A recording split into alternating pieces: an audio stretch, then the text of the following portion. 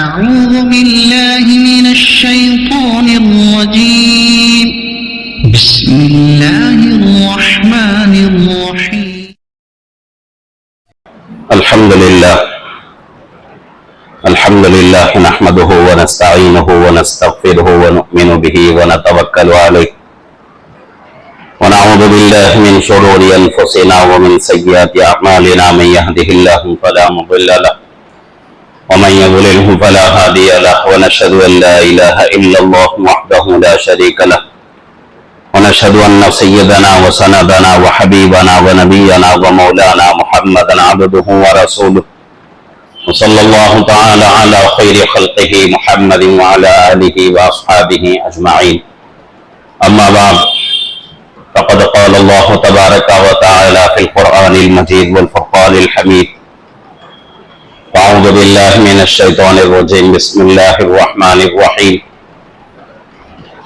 والفجر وليال عشر والشفع والوتر والليل إذا يسر. وقال تعالى في مقام آخر: إنا أعطيناك الكوثر فصل لربك وانحر إن شانئك هو الأبتر. وقال تعالى في مقام آخر: قل إن صلاتي ونسكي ومحياي ومماتي لله رب العالمين. صدق الله العظيم وصدق رسوله النبي الكريم ونحن على ذلك لمن الشاهدين والشاكرين والحمد لله رب العالمين.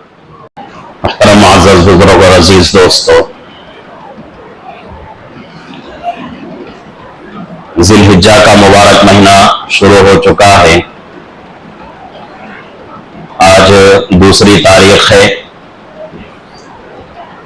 یہ مہینہ بہت ہی مبارک مہینہ ہے، بہت ہی عظمت والا، رحمت والا، بہت ہی احترام والا مہینہ ہے.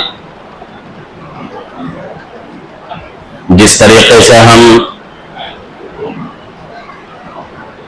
رمضان المبارک کا احترام کرتے ہیں، اتنا ہی احترام اس مہینے کا بھی کرنا ضروری ہے.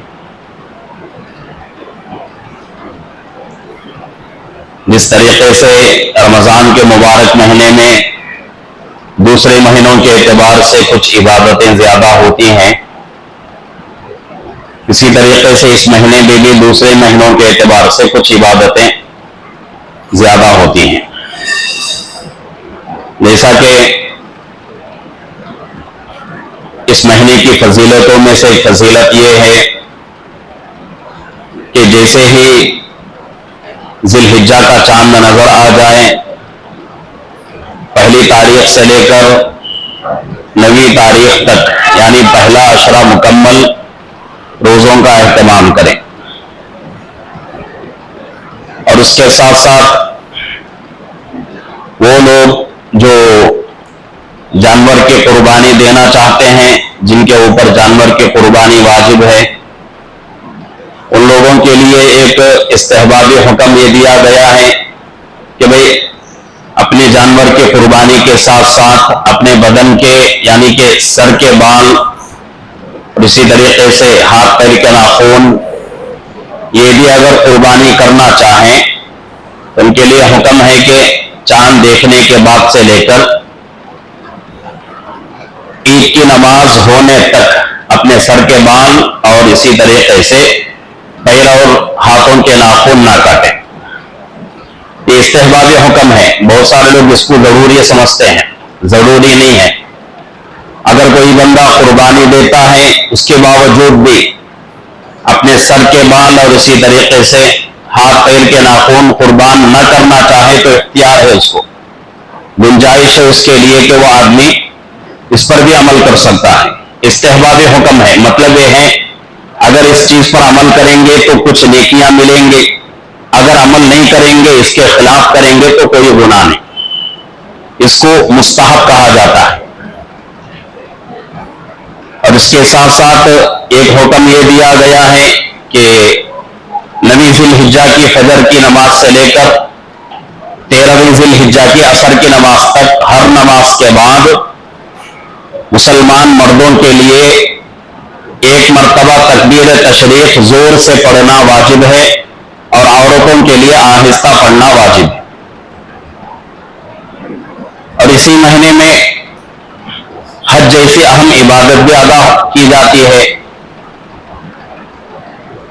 اور اسی مہینے میں عرفہ کا روزہ بھی آتا ہے، 9 ذی الحجہ کا روزہ، اور وہ بھی استحبابی حکم ہے کہ اگر کوئی بندہ 9 ذی الحجہ کا روزہ رکھے گا تو ثواب ملے گا، نہیں رکھے گا تو کوئی گناہ نہیں. اسی طریقے سے ایک عبادت ہے قربانی والی عبادت، اسی مہینے میں وہ عبادت بھی ادا کی جاتی ہے. اور اس کے لیے حکم یہ ہے کہ وہ آبادی جہاں عید کی نماز اور جمعے کی نماز واجب ہے یعنی کہ جائز ہے، پڑھ سکتے ہیں، وہاں عید کی نماز کے بعد سے لے کر 12ویں تاریخ یعنی عید کے دن دوسرا دن اور تیسرے دن مغرب تک قربانی کر سکتے ہیں. اور وہ آبادیاں جہاں جمعہ اور عید کی نماز نہیں ہوتی، جائز نہیں ہے، وہ اسی جگہ صبح صادق کے بعد سے چھوٹے قریوں میں، چھوٹی دیہاتوں میں قربانی کا وقت شروع ہو جاتا ہے، سورج نکلنے کے بعد سے شروع ہو جاتا ہے. تو اتنی ساری عبادتیں اس مہینے میں ادا کی جاتی ہیں. یہ مہینہ بہت ہی مبارک مہینہ ہے. اللہ رب العزت نے 4 مہینوں کا تذکرہ قرآن پاک میں فرمایا ہے. سورہ توبہ کی آیت مبارکہ ہے ان عدت الشہور عند اللہ 12 شہرا فی کتاب اللہ یوم خلق السماوات والارض منها 4 حرم ذلک الدین القیم. 4 مہینے جن کو قرآن کے الفاظ میں حرمت والے مہینے کہا گیا ہے، ان میں سے ایک مہینہ ذی الحجہ کا مہینہ بھی ہے. زمانے جاہلیت میں جبکہ ابھی اللہ کے نبی پر نبوت نہیں آئی تھی، اللہ نے آپ کو نبی نہیں بنایا تھا، رسول نہیں بنایا تھا، اس سے پہلے عرب کے لوگ زمانے جاہلیت میں ہونے کے باوجود بھی ان مہینوں کا پورا احترام کرتے تھے. یہ مہینے جب آتے تھے تو ان مہینوں میں اللہ سے ڈرتے تھے، عبادتیں زیادہ کرتے تھے، گناہ چھوڑتے تھے، اور جتنی بھی ان کی لڑائیاں تھیں، جتنی بھی ان کی جنگیں ہوتی تھیں، پوری جنگیں موقوف کر دیتے تھے. کوئی غلط کام ان مہینوں میں نہیں ہوتا تھا. اتنا زیادہ جو ہے ان مہینوں کا احترام آج نہیں، اللہ نے آپ کو نبی بنانے کے بعد نہیں بلکہ نبی بنانے سے پہلے کے لوگ، عرب کے جاہل لوگ زمانے جاہلیت میں ان مہینوں کا احترام کرتے تھے. تو ذی الحجہ کا مہینہ بڑا ہی محترم مہینہ ہے، بڑا ہی احترام والا مہینہ ہے. اس مہینے میں خصوصیت کے ساتھ اللہ کی عبادت ادا کرنا ہے اور اللہ سے ڈرنا ہے، گناہوں سے بچنے کی کوشش کرنا ہے. ان میں سے 2 بڑی عبادتیں ہیں، ایک ہے حج اور ایک ہے قربانی. یہ 2 عبادتیں 2 جماعتوں کے اوپر فرض ہیں. ایک وہ جماعت جس کے پاس حج میں جا کر آنے کی طاقت ہے، اس کے اوپر حج فرض ہے، ہر حال میں حج ادا کرنا ضروری ہے. اور ایک جماعت ایسی ہے جو کہ اس جماعت کے اوپر حج فرض نہیں ہوتا لیکن قربانی واجب ہوتی ہے، تو اس جماعت کے لیے قربانی ادا کرنا ضروری ہے. قربانی والا عمل یہ ہمارے لیے بہت ہی غنیمت والا ہے اور نیکیاں حاصل کرنے کا ایک بہت بڑا ذریعہ ہے. حدیثوں میں آتا ہے کہ صحابہ نے ایک مرتبہ اللہ کے نبی پاک صلی اللہ علیہ وسلم سے عرض کیا کہ اللہ کے نبی قربانی کیا ہے؟ تو اللہ کے نبی پاک صلی اللہ علیہ وسلم نے ارشاد فرمایا قربانی تمہارے باپ حضرت ابراہیم علیہ السلام کی سنت اور طریقہ ہے. صحابہ نے پھر سوال کیا کہ اللہ کے نبی قربانی پر ہمیں کیا ملے گا؟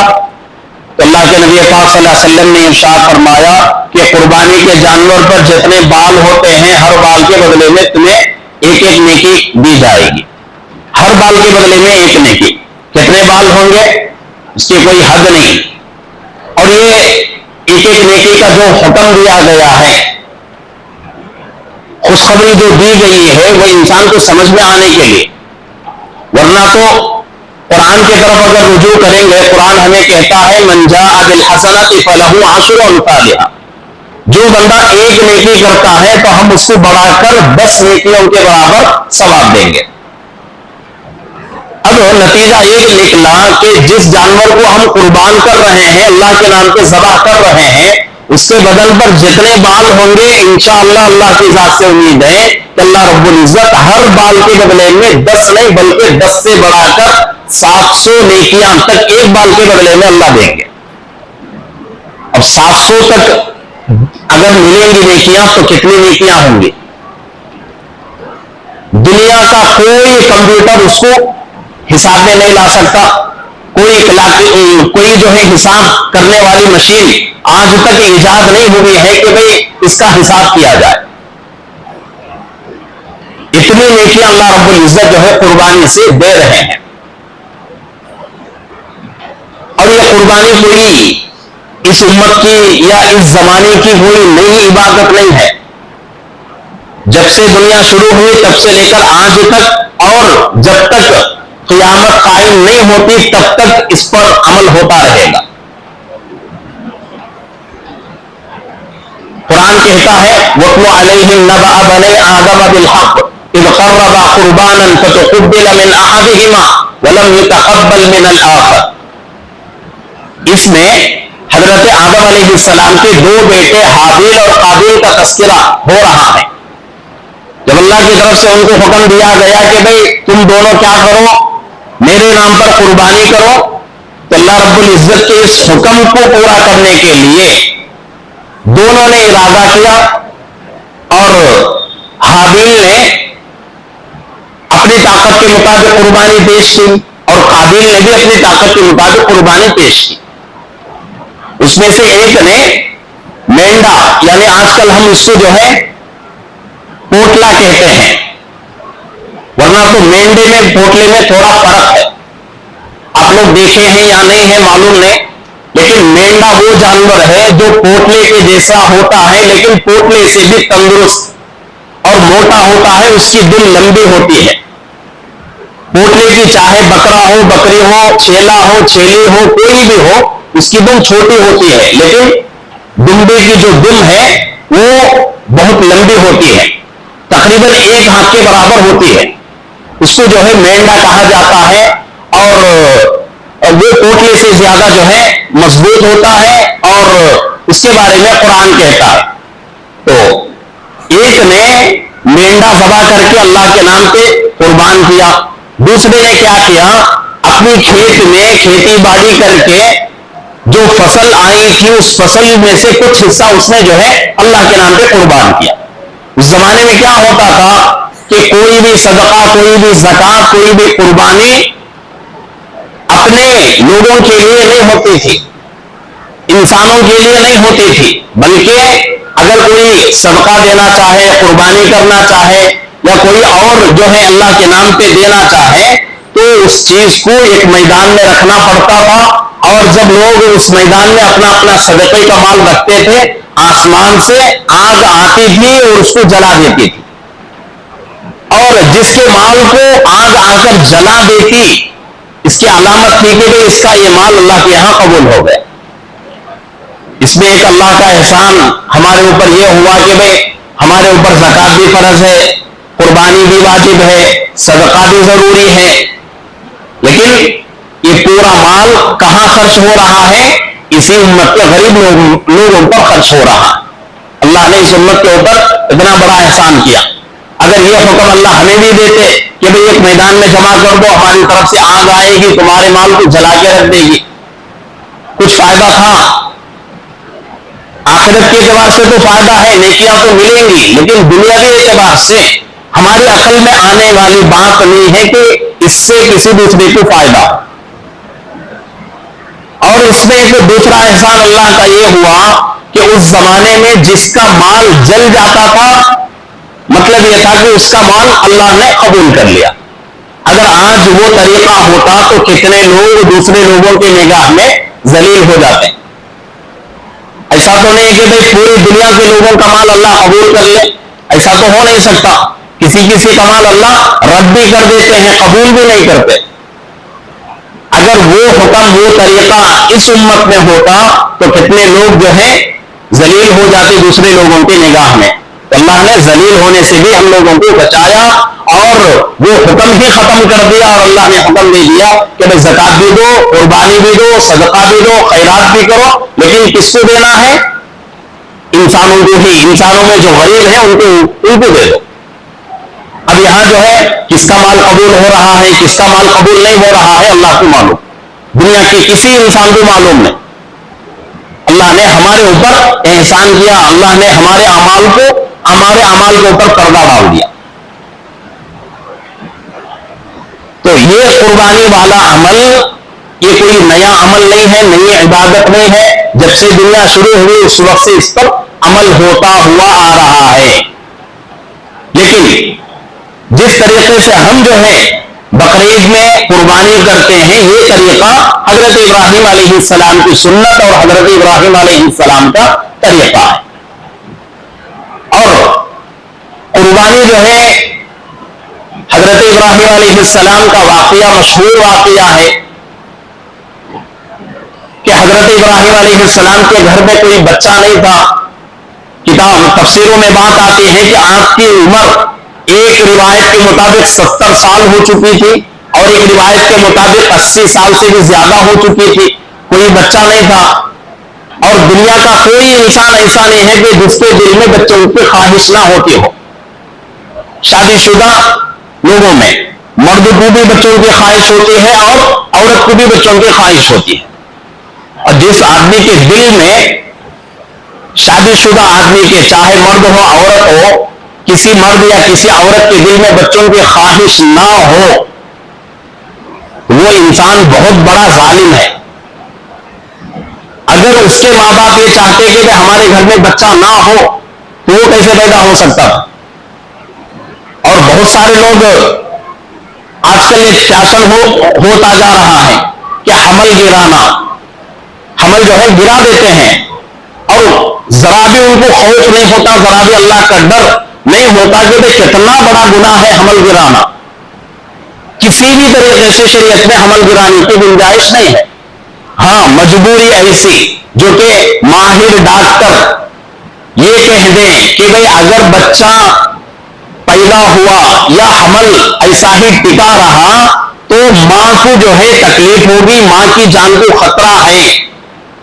کوئی ماہر ڈاکٹر اچھا ڈاکٹر یہ کہہ دے تو اس وقت مجبوری میں حمل گرا سکتے ہیں. گرا کر شریعت کہتی ہے خاموش مت بیٹھو، حمل گرا کر خوب اللہ سے توبہ استغفار کرو. مجبوری میں حمل گرا کر خوب اللہ سے توبہ استغفار کرنا ہے. اتنی بڑی مجبوری میں حمل گرانے پر اللہ یہ شریعت ہمیں یہ حکم دے رہی ہے وہ لوگ جو حمل کو بغیر کسی عذر کے گرا دیتے ہیں، ابارشن کراتے ہیں، ان کے اوپر کتنا بڑا گناہ ہے. اور اس سے بھی بڑا ظلم، اس سے بھی بڑے ظالم وہ لوگ ہیں جو کہ لڑکیوں کے ڈر سے حمل گراتے ہیں. کسی کے گھر میں 2 لڑکیاں ہو گئی، اب اس کو ڈر بھئی اگر تیسرا حمل بھی لڑکی کا ہوا تو میں کیسے پالوں گا بچی کو؟ پالنے کی ذمہ داری اللہ کی ہے. اب پھر حمل لڑکی کے ڈر سے حمل گرانا یہ اور بھی بڑا ظلم ہے. جیسا کہ زمانے جاہلیت میں کسی کے گھر میں بچی پیدا ہوتی تھی تو اس بچی کی وجہ سے وہ لوگ منحوس سمجھے جاتے تھے. لوگ کہتے تھے کہ فلانے گھر والے منحوس ہیں. منحوس کا مطلب دلندر، اس طرح لوگ سمجھتے تھے. اور بچی پیدا ہونے کے بعد بچی کو زندہ دفن کرتے تھے. بہت سارے ایسے واقعات ہیں. لوگ کہتے ہیں کہ بھئی اسلام کے اندر عورت کی کوئی جو ہے عزت نہیں ہے، عورت کا کوئی احترام نہیں ہے. ہم جو ہے ڈنگے کی چوٹ پہ کہتے ہیں کہ بھئی دنیا کا اسلام بھی وہ واحد مذہب ہے جس نے عورت کا مقام اونچا کیا. اللہ کے نبی پاک صلی اللہ علیہ وسلم دنیا میں آنے سے پہلے، نبی بننے سے پہلے، لڑکی جس گھر میں پیدا ہوتی تھی اس گھر میں لڑکیوں کو زندہ دفن کرتے تھے.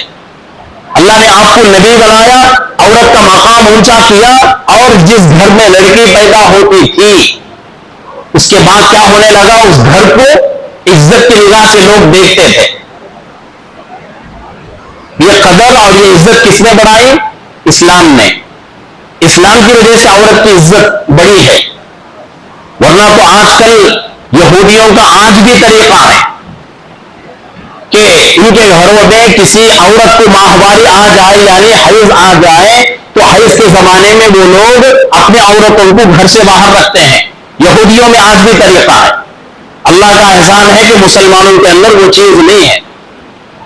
مسلمان اس چیز کو گوارا نہیں کرتا کہ بھئی ماہواری آنے کے بعد، حیض آنے کے بعد عورت جو ہے بے عزت ہو جائے. مسلمان یہ محسوس نہیں کرتا. مسلمان کے دل میں عورت کی عزت ہے، اور وہ کیوں ہے؟ اسلام کی وجہ سے ہے. تو قربانی والا عمل جو ہے بہت ہی اونچا عمل ہے، اور اللہ کے نبی پاک صلی اللہ علیہ وسلم کے زمانے سے نہیں بلکہ جب سے دنیا شروع ہوئی ہے تب سے اس پر عمل ہوتا ہوا آ رہا ہے.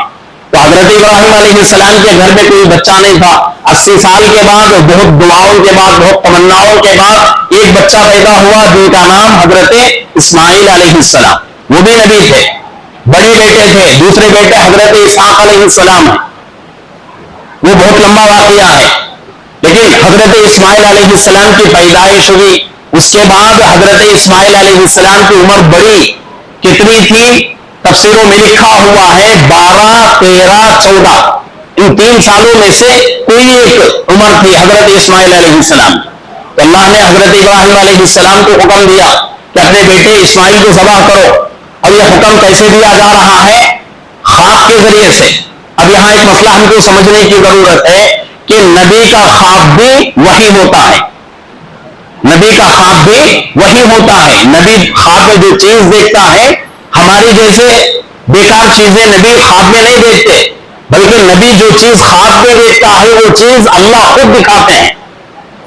ہم خواب بہت سارے ایسے دیکھتے ہیں جو دل میں خیالات کرتے ہیں، وہی خیالات ہم کو خواب میں نظر آتے ہیں. اور بہت سارے ہمارے خواب شیطانی خواب بھی ہوتے ہیں، شیطان بھی خواب دکھاتا ہے. اور بہت ساری ایسی خوابیں بھی ہوتی ہیں جو کہ ہمارے خون اور ہماری طبیعت سے تعلق رکھتی ہیں. ان خوابوں کا کوئی جو ہے شریعت کے اندر وہ مقام نہیں ہے.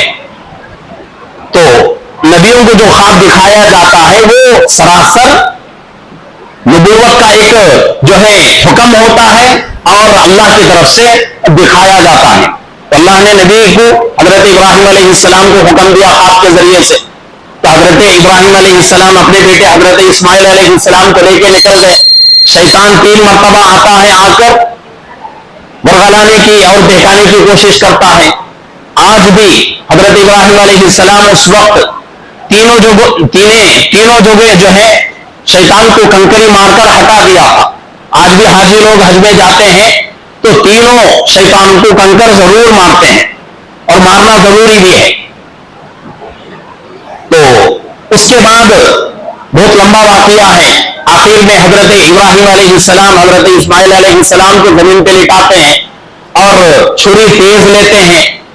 تو حضرت اسماعیل علیہ السلام کہتے ہیں کہ ابا جان مجھے گلے کے راستے سے مت کاٹو، مجھے عمدہ سلاؤ، گردن کی طرف سے مجھے کاٹو.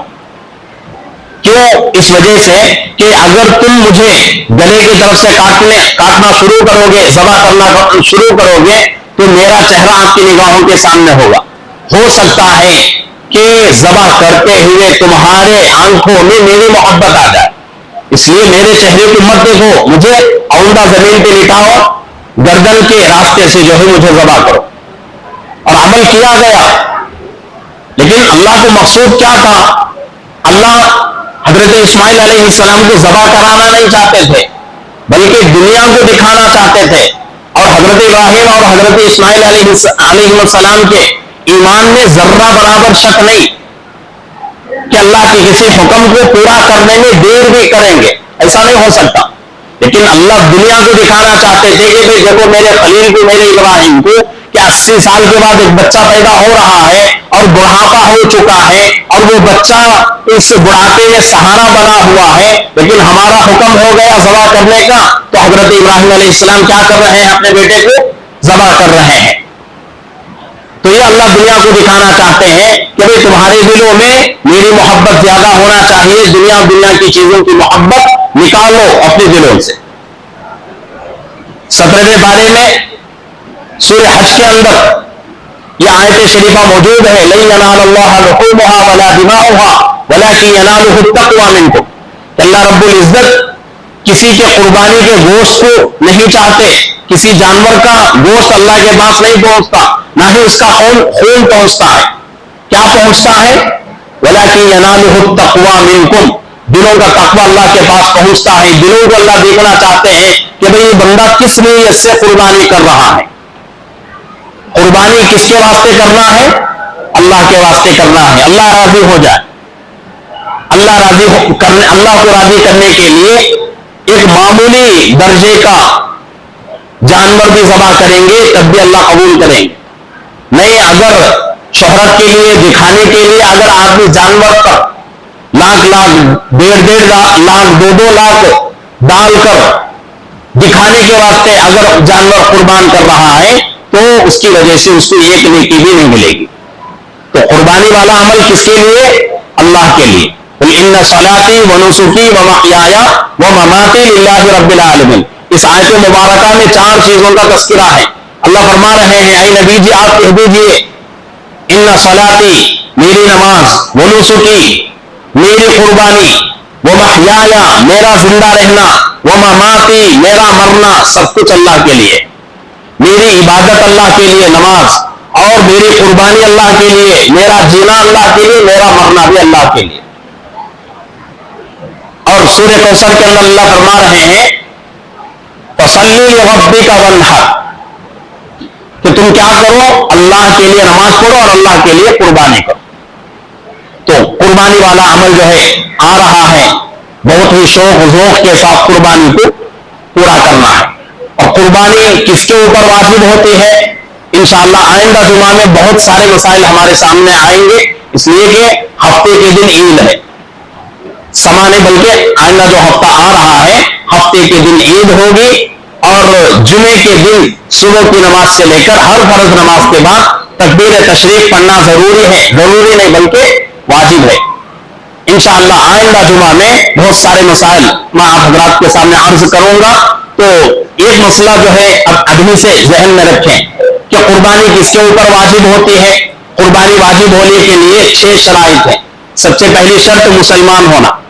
ہر اس مسلمان پر قربانی واجب ہے جو عاقل ہو، بالغ ہو، عقل مند ہو، اور مسافر نہ ہو، مقیم ہو، اور صاحب نصاب.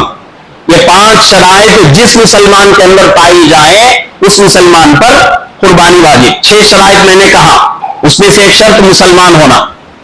آسان سی بات ہے کہ ہر اس مسلمان پر قربانی واجب ہے جو عقل مند ہو، بالغ ہو، اور اس کے ساتھ ساتھ مسافر نہ ہو یعنی مقیم ہو، اور صاحب نصاب ہو. اور ایک ہے ہر اس مسلمان پر جو کہ عاقل ہو، بالغ ہو، اور مقیم ہو، اور اس کے ساتھ ساتھ صاحب نصاب ہو. اور ایک کیا بولا؟ اور ایک میرے ذہن سے بھی چلیے بات. 6 شرائط ہیں. ایک مسلمان ہونا، دوسرا عقل مند ہونا، تیسرا بالغ ہونا، اور چوتھا آزاد ہونا. غلام کے اوپر قربانی واجب نہیں. اور اس کے ساتھ ساتھ 5واں کیا ہے؟ صاحب نصاب ہونا، یعنی اتنا مال اس کے ملکیت میں ہونا ضروری ہے جس پر قربانی واجب ہوتی ہے. قربانی واجب ہونے کے لیے اتنا مال ہونا ضروری ہے. اس کے لیے آسان مسئلہ کیا ہے کہ 50 پر اڑی تولے چاندی یا اس کو خریدنے کا پیسہ یا کوئی اور مال ضرورت سے زائد کسی کے پاس ہو تو اس کے اوپر قربانی واجب. سونے کے مسئلے کو حساب میں مت لو. بہت سارے لوگ اس میں گڑبڑ کرتے ہیں. 7.5 تولے سونا میرے پاس نہیں, زکات بھی نہیں اور قربانی واجب نہیں, بہانہ کرتے ہیں. شریعت دو باتیں کہتے ہیں, ایک سونے کی بھی اور ایک چاندی کی بھی. سونے کی بات تو لے لیتے ہیں, چاندی کا حساب نہیں کرتے. تو اس لیے آج سے سونے کا حساب مت کرو, بلکہ چاندی کا حساب کرو. 50 پر 2.5 تولے کسی کے پاس چاندی ہے, یا اتنا چاندی خریدنے کا پیسہ کسی کے پاس ہے, یا اتنا چاندی خریدنے کا کوئی اور مال اس کے پاس ہے, ضرورت سے زائد کوئی بھی چیز ہو تو اس کے اوپر قربانی واجب. مثال کے اعتبار سے کسی کے پاس 2 گاڑیاں ہیں, ایک گاڑی اس کی ضرورت کے لیے, ایک گاڑی زائد ہے, اس کا پیسہ اگر 50 پر 2.5 تولے چاندی پہ پہنچتی ہے تو زکات قربانی واجب. قربانی واجب ہونے کے لیے سال کا گزرنا ضروری نہیں ہے. 3 دنوں میں سے آخری دن عصر کے وقت بھی اس کے پاس پیسہ آ گیا, فوراً قربانی واجب ہوتی ہے. اس مسئلے کو اپنے ذہن میں رکھیں. انشاءاللہ اگلے جمعہ میں بہت سارے مسائل ہمارے سامنے آئیں گے, تو ان مسائل میں انشاءاللہ ہمیں معلوم ہوگا کہ بھئی قربانی کیسی عبادت ہے, قربانی کس کے اوپر واجب ہے, اور قربانی سے ہمیں کیا ملے گا, اور اس کے ساتھ ساتھ جانوروں کے تعلق سے عیددار جانور کون سا ہے. یہ تمام باتیں انشاءاللہ آئندہ جمعہ میں مسائل کے شکل میں ہمارے سامنے آئیں گی. تو تمام حضرات سے گزارش ہے کہ تمام حضرات جو ہے ان مسائل پر, ان باتوں پر عمل کرنے کی کوشش کریں. اب دوسرا اعلان یہ ہے کہ مسائل کی ایک مجلس جو ہے چہارشنبے کے دن قباء مسجد میں رکھی گئی ہے. تو ہر ساتھی جو ہے مغرب سے عشاء تک قباء مسجد کو پہنچنے کی کوشش کریں. مغرب سے عشاء تک اگر آپ رہیں گے, عشاء کا وقت جو ہے تھوڑا بڑھا دیا جائے گا, اس میں اور بھی بہت سارے مسائل ہمارے سامنے آئیں گے. اور پورے شہر کے اعتبار سے بھی کسی ایک مسجد میں جو ہے مسائل کی مجلس رکھنے کا ارادہ کر رہے ہیں علماء, اس کے بارے میں بھی انشاءاللہ مشورہ ہوگا تو انشاءاللہ فیصلہ آپ کے سامنے رہے گا. اور کسی بھی مسجد کو جو ہے فیصلے میں لیا جائے گا تو آپ اس مسجد میں تشریف لائیں اور مسائل کو اور سے سنیں. چاہے زکات کے مسائل ہوں, قربانی کے مسائل ہوں, حج کے مسائل ہوں, رمضان کے مسائل ہوں, نماز کے کوئی بھی مسئلہ ہو, ہمارے لیے بہت ضروری ہے. کوئی کسی بھی مسئلے کو کوئی یہ نہ سمجھے کہ بھئی اس کے اوپر آج عمل نہیں ہو رہا ہے, اس کو سن کر کیا فائدہ, ایسا نہیں سوچنا ہے. تو ہر حال میں ہر مسئلے سے ہم کو جو ہے واقفیت حاصل کرنا ہے. تو اس لیے ہر ساتھی جو ہے چہارشنبے کو قباء مسجد کو پہنچنے کی کوشش کرے. اللہ رب العزت سے دعا ہے کہ اللہ رب العزت ہم تمام کو صحیح طریقے سے زندگی گزارنے کی اور قرآن حدیث کے مطابق اپنی زندگیوں کو اور اپنی عبادتوں کو ڈھالنے کی اللہ ہم سب کو توفیق عطا فرمائے. آمین. وآخر دعوانا الحمدللہ رب العالمین.